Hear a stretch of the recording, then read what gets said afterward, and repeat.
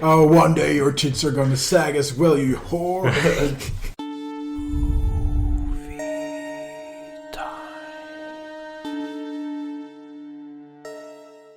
Hi and welcome to a new episode of Movie Time.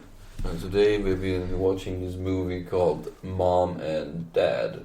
It was released in 2017 and was written and directed by Brian Taylor, whom we had been Directing and writing Gamer. Yeah, exactly, a movie that we have seen before. And we loved it. Right. Yeah, exactly. It was really horrible. Yeah. If I had known that before watching this movie, I might have considered not to even watch it. Yeah. But we did. And I'm glad we did. Yeah, me I too. really liked this movie, actually. It was very entertaining, and you didn't really see how it would end. No. Or what the movie would take you. Mm-hmm. It was crazy, it was unexpected, it was unpleasant. It was crazy, but in a very beautiful way almost. Because they really managed to pull it off quite well, I think. Yeah. It had comedy, but it had also raw brutality. Yeah. So, but let's start to talk about the plot first. We just need to know what is the movie about. It's about this on paper pretty normal family. It's about the two parents and their two children. And then suddenly something happens. It is some kind of virus or something that infects people. So the parents, like all around, I don't know if it's the world or just America or whatever, but they become obsessed with the thought that they have to kill their children in some way. You don't know if there is a virus. No, or if it's just some sort of old gene or something that gets It's activated. never really explained, but it seems to activate like everywhere at the same time. There is some reason, but we're not really sure what it is. It seems like when they're watching TV, when the static kicks in, it's sending some kind of signal that blocks their willing to protect their children or something. It's like it reverses that instinct. Yeah. I see. But it's never explained No, why or how. Nope, it's left in the dark, so we can be sure. Yeah, either way, I wouldn't say it's a normal family. I wouldn't say that any of the families that we follow a bit in the beginning seem to be normal. There seem to be some dysfunctional suburban family. It seems like the parents and the children don't really get along, and they try to communicate to their kids, but the kids are like acting like teenagers do and just want their own life and try to ignore the parents. To be fair, I say that's very normal with teenage kids. It's supposed to be normal, I think, but for me it kind of looks like they're not really a normal functional family. The parents used to have relationship problems, and the kids and the parents doesn't seem to have the best relationship either. But that's not really what we need to talk about now. Let's first talk about the characters, so we have some clue where we are. And the first character, I'm just going to say it's Nicolas Cage. I think his character name is Brent. Yeah, but that doesn't really matter, because the character is totally Nicolas Cage. It's Nicolas Cage. It's the essence of him. Yeah, I can imagine him reading this script, and it's like, yes, this is totally me. This is how I behave when I'm alone. It's like acting up like this. I mean, he is totally crazy. I think Brian Taylor just told him, just do whatever you want. Do your thing. Yeah, just lose yourself. I can also imagine I said, hey, I need to make this kind of crazy dad person. Can you write the character for me? And Nicolas Cage was like, yes, just give me the paper. Yeah, it might as well have been that way around too, that maybe someone like Brian Taylor have seen some of the Cage earlier work. Of course he have, but then like imagine himself that maybe we can get even more Nicolas Cage out of him if we just like remove all strings, just like leave him to be and to act however he wants. It really seems like this because he is crazy in this movie, like really crazy. We can talk more about that, but he has a huge part in this review, I would say, because he is the one who's really doing this movie for me. Yeah. He really made me feel unpleasant and uncomfortable many times. Really disliking his character at all. But he is married to Kendall, and she is being played by Selma Blair. Blair, yeah, right, and she's been in some other things too, so she's quite well known, and she is doing a great job also, I would say, in this movie. Her acting is also really good. She is playing this mother. She's trying to connect with her daughter. The daughter doesn't really respond. She has a bad relationship to Nicolas Cage, and for some reason she's trying to go back to her ex. I think he was a manager. No, it wasn't manager. Okay. Like trying to pick up her old career or something. Yeah, I think that's What was her old career? Like I got the vibe of some kind of pop star or something. Yeah. Really? Yeah. It's never really said, but yeah, I also got the feeling that she tried to get back into her old career now after 15 years apparently. I thought she wanted to go back with him. No, but he was a bit touchy, Yeah. like too much touch. But Yeah, and then she ended up crying in a car. yeah, because she couldn't get her career back. A big theme in this movie is actually middle-age crisis. Yes. And you see that both on both of their characters in different ways. But that is a huge part of this movie. Yeah. The storyline is parents imagining killing their children because they're such a pain in the ass, or they stopped their career because they had a baby, even though it's never the kid's fault. I mean, come on. Yeah. And stuff like that. I mean, it's for parents not be able to be like they used to be, and like young and crazy, whatnot. Even like, would you even be young and crazy when you're in the 50s if you didn't have kids? I don't think so. No. It would be pretty sad. Yeah, exactly. Come on. End of the era at some point, I would say. Yeah. Okay, moving on to the daughter. Her name is Carly. She is the stereotypical daughter, I would say, as a teenage daughter. Yeah. She's very obnoxious. She is very self-involved. She's very into boys, I would say.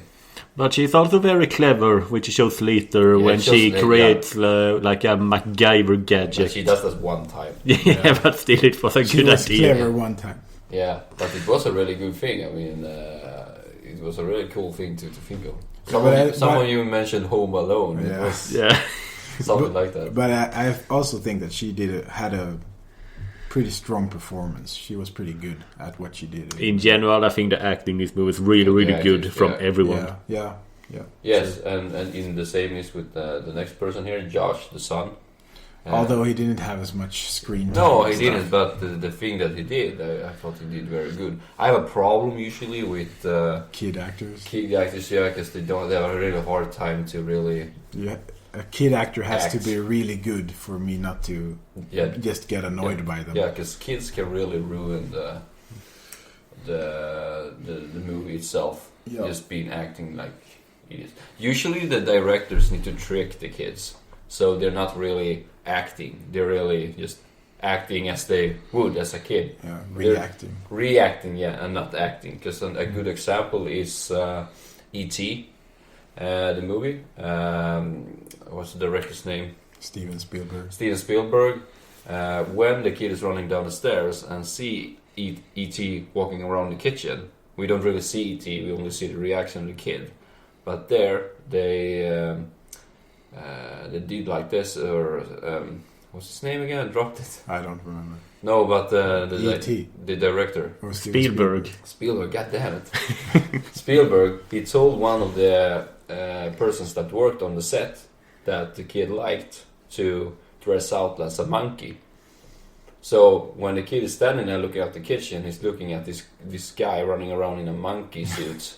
And the kid is first like, what the fuck is this? And reacting to that. Mm-hmm. But then the guy in the monkey suit removes the top of the costume to reveal his face. And the kid is looking relaxed again. So that's like how they tricked the kid into reacting instead of acting. So just a side note. Cool. Yeah. Then we have the last guy, and that's Damon. He is some sort of hero, I would say, in this movie. He's Carly's boyfriend. Mm-hmm. I didn't really like him. I didn't really think that he was really fitting in the movie. He was a bit of an odd duck in the movie. Like, he wasn't really... It didn't feel like he belonged in the core of the movie. No, exactly. Didn't really need him. No, I don't think they did. I mean, the stuff that he did, like defending Carly, whatnot, it could have been just Carly doing that herself. Mm-hmm. Yeah, he was a bit unnecessary. Yeah, he felt like a diverse person that you need to put in the movie because he was black. I don't know. I don't know. I thought that he didn't really belong. He had some confrontations with his own father, and that his father wanted to kill him, but it wasn't nothing. It wasn't more than that, and there wasn't really a love story between Carly and Damon, so there was nothing to miss there either. So I didn't really think that he was a good fit. Nah, maybe he was the weakest link out of the he felt core characters. Yeah, exactly. It would have been enough with the 4 core characters, I would say. But a big part of this movie is Nicolas Cage and how he is acting.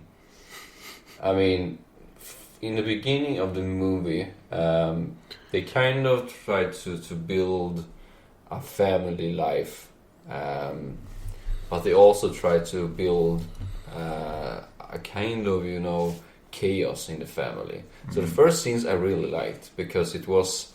they were filming in the kitchen, and there were kids, and there were parents, and there were a maid, and everyone was doing their own thing. And the camera kind of went back and forward between the characters who just interacted with each other but in different ways, creating some sort of chaos. And then they had like some good background music to that too.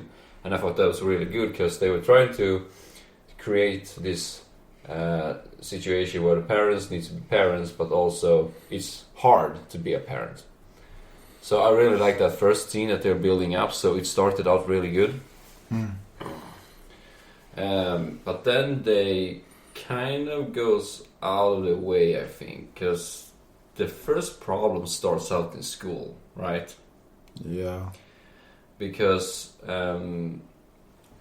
the parents, for some reason, when they finally snap, they run over to the school and try to murder their kids there. Yeah. I don't really know if the school situation was really necessary. I'm thinking of The Purge here, the first one. They kind of...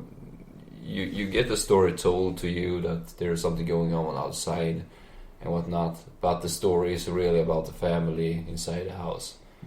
And this story evolves into that, but there's a lot of pre-build-up, I think, that wasn't really necessary. But it's... I think it's meant to be like we're supposed to not know how to feel about everything.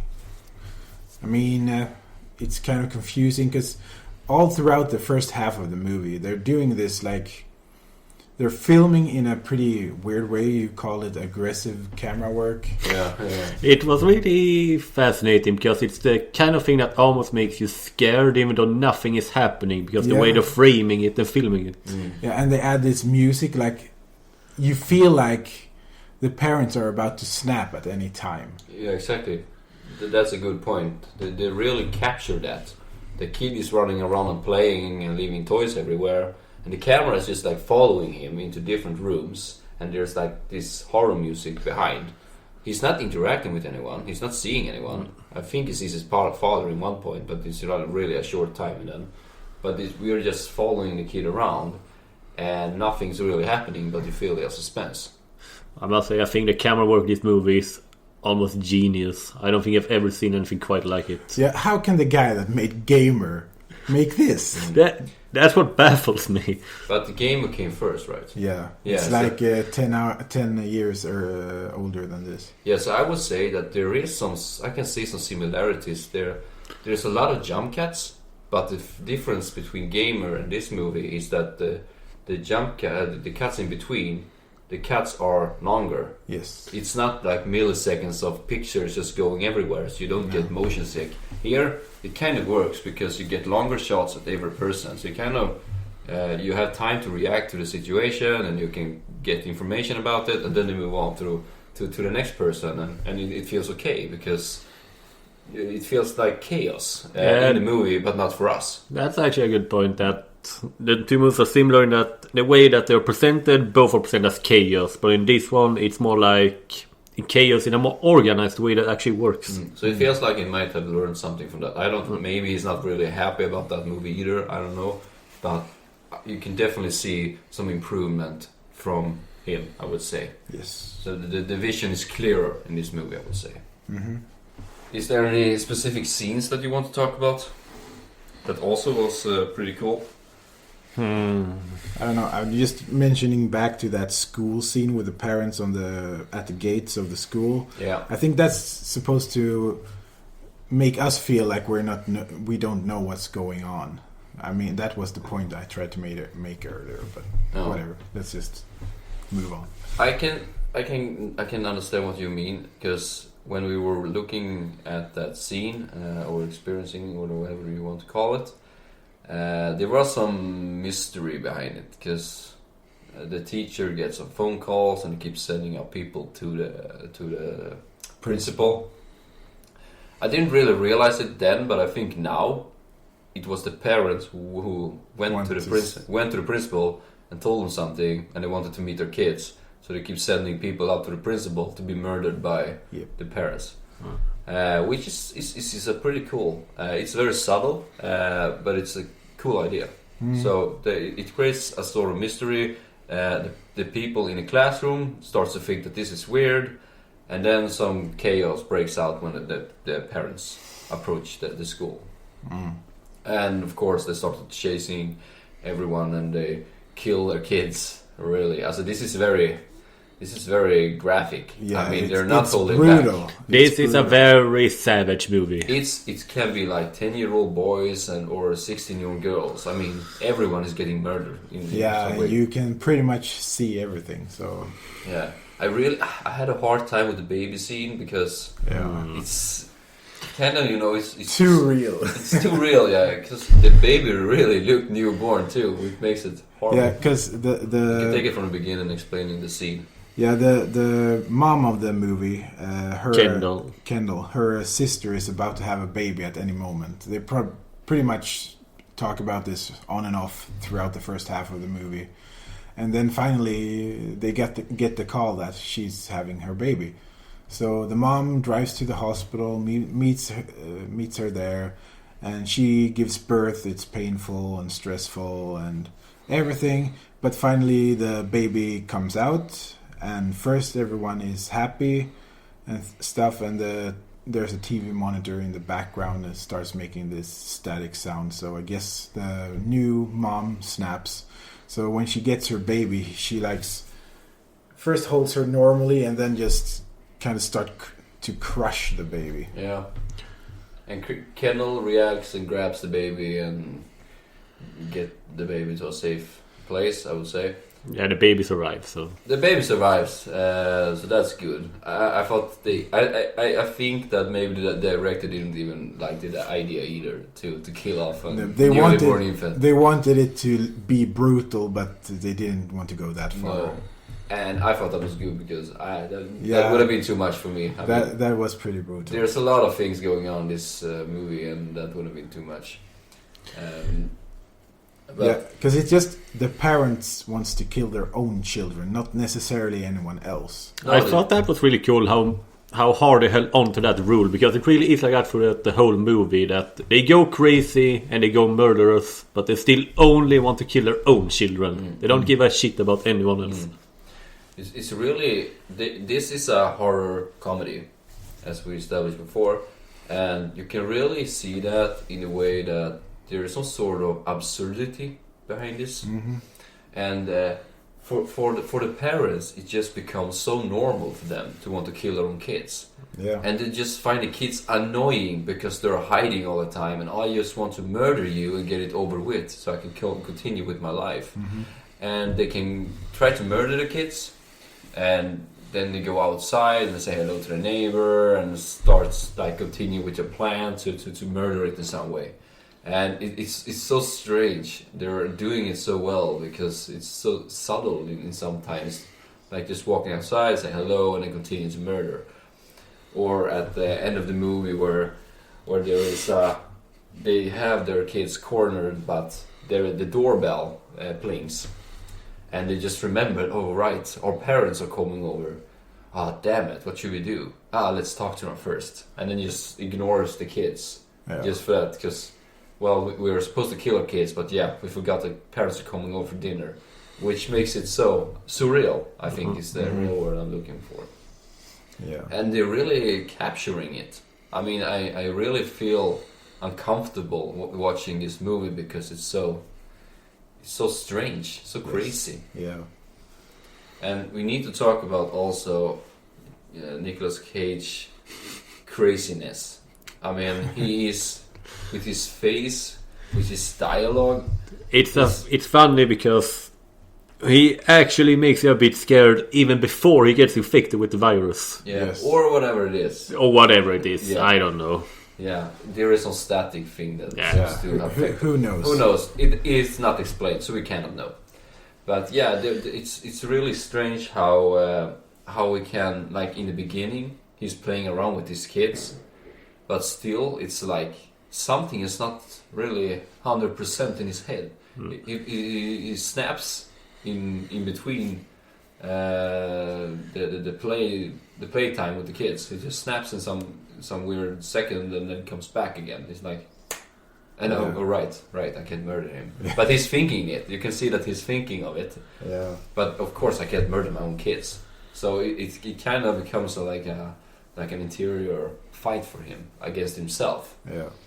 But then, of course, he snaps. So eventually, he starts to try to murder his own kids.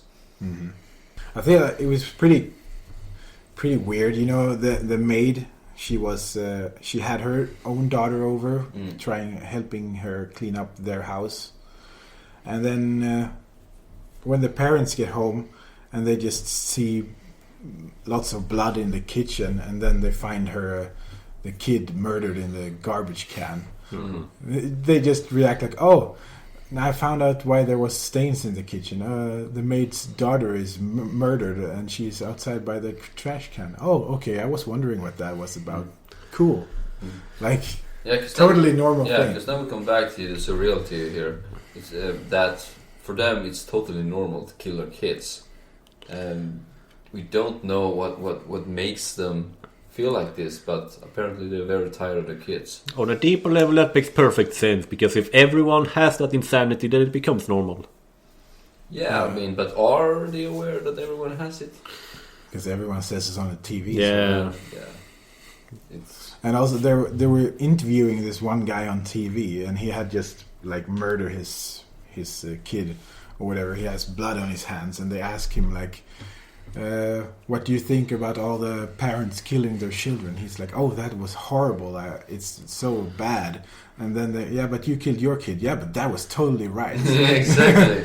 I also would bring up that scene because I feel, to me at least, that captured the essence of the movie more than anything. Because the flashback that shows how Nicolas Cage is building like a pool table in the basement.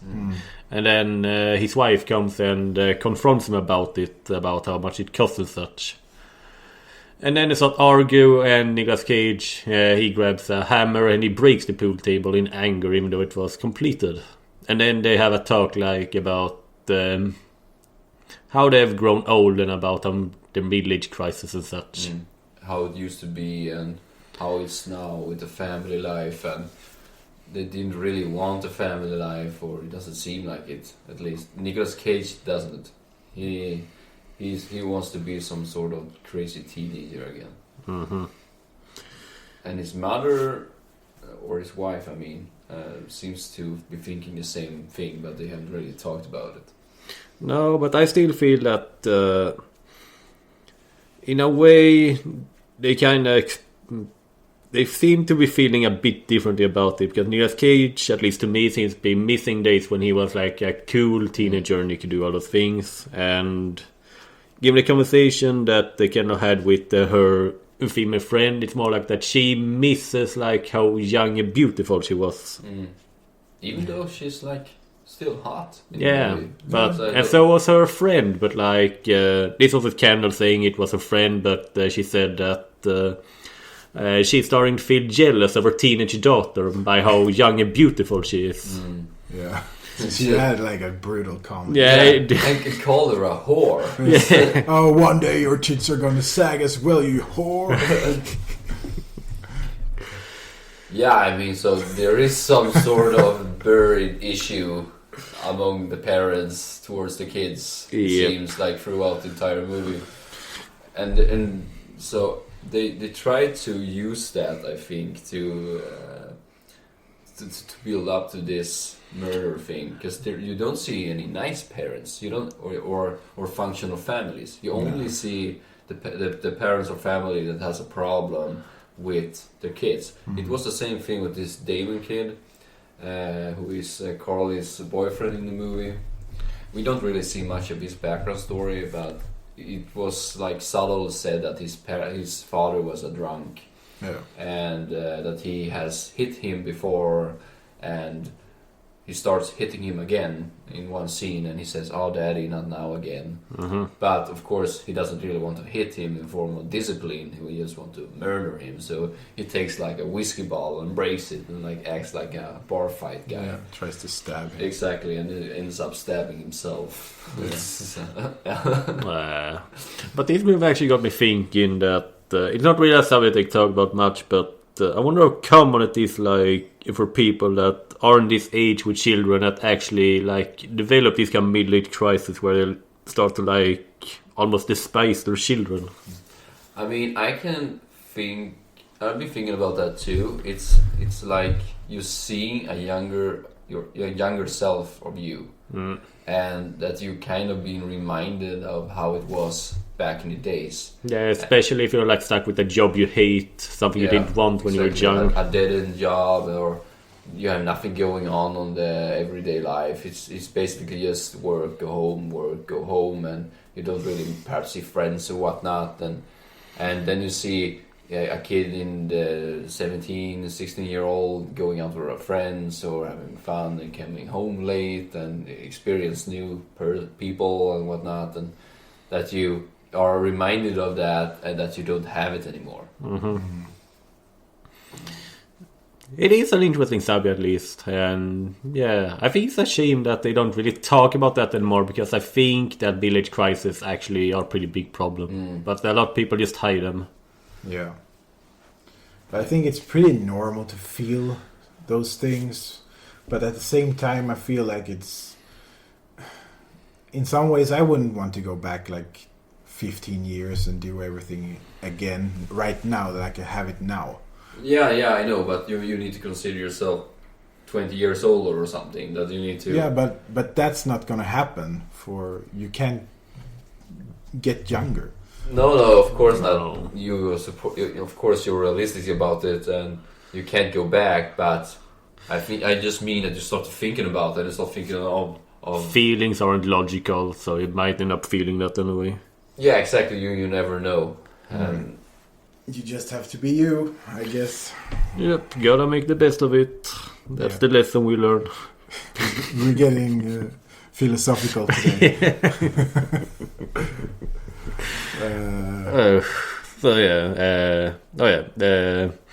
Should we mention that the ending also, that the end of this movie is like nothing is resolved really?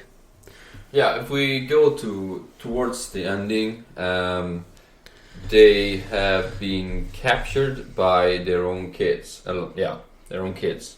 And Damon. Who probably shouldn't be alive, but whatever. He's basically Superman to be able to stand after all those hits he took. Yeah, he has been beating a lot and fall down stairs and stuff, but he's up there fighting. And they were managed to capture their parents, whatnot, and they tell them that they love them and whatnot, and the parents just answer, "Yeah, we love you too, but sometimes we just want to," and then cut off. I think he was supposed to say murder, so I don't know why he just wasn't allowed to. So in the end, you never found out what it was that infected them, or if they will be cured, or anything. Yeah, or if anything good will come out of this. Exactly. So we'll see if there might be a second movie. I don't know. What? Grandpa and grandma, or what? Yeah, did they die? Yeah, they died. Oh, okay. Yeah, but they're still her parents, Kendall's. Yeah, I guess so. Mm. Yeah, but when they're grandparents, I mean the sequel. Yeah, perhaps. Okay, so let's rate the movie. Who wants to start? I can start. Mm. Okay, so for me, I really liked this movie. It was crazy. It was unpredicted. It was very good acting. It was weird. I really felt uncomfortable and unpleasant at many times of the movie, and if a movie makes you feel weird as it's supposed to be, it's a very good movie, I would say. Mm-hmm. So I'm going to give it a very high grade. I'm going to give it a 9 out of 10, and gladly recommend this movie. Yeah, well, for me, it's very brutal. So I kind of like that most of the time, because you don't actually see that often in movies. Not like this anyway. This feels like way more relatable than like superheroes or super villains or really serial killers or anything. Because this is like your parents and that kind of life. It's pretty cool. I liked it too. Nicolas Cage. You know, sometimes when he's in movies, he like overacts a lot. But you know, it works here. Yeah, but that's the point of this movie. So that really makes him shine a lot, which I think is pretty cool. So I think I'm gonna give it an 8 out of 10. I realized that something I want to bring up that we forgot is the music choice, because this movie has music that it kind of continues with the craziness of the movie, that some feels kind of out of place, but they still make sense, kind of. Yes. The most memorable was in that scene where she had just given birth to her baby and were playing Roxette's It Must Have Been Love, and you just knew what was gonna happen, and they started to play that song. Yes. But yeah, this movie, I love this movie. It's amazing, just everything. So I don't really have any complaints, and it's probably the best movie I've seen on this podcast. So I'm gonna give it a solid 9 out of 10. Cool. Yeah, and we recommend this movie. Yeah, We do. It was a very good movie. So, see you next time.